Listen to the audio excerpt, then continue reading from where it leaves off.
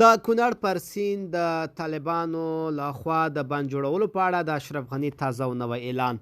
ولسمشر محمد اشرف غني د ژوند لاره تر عنوان لاندې درسونو په لړ کې پر کونړ سیند د بند جوړولو اوازو ته په اشارې ویلي د چاپیریال او اقلیم تغیرات ایجابوي چې د بندونو ډیزاین چې پخوا 50 او 100 کاله په نظر کې نیول کېدل د اوسنیو شرایطو پر اساس باید 1000 کاله په پام کې ونیول شي.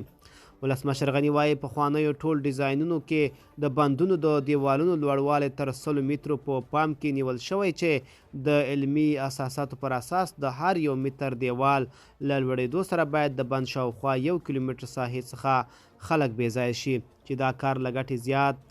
زیان اړوي او د نورو مسایلو ترڅنګ باید د بند ډیزاین ته جدي پاملرنه وشي. ولسمشر زیاتوي افغانستان په اوسنیو شرایطو کې په خپلو امکاناتو د دې بند جوړولو وړتیا نه لري او په بهرنیو مؤسسو د بین المللي قوانینو پر اساس باید د هغوی شرایط هم ومنل شي چې اوس وخت کې د بهرنیو شرایطو منل تر ګټې زیات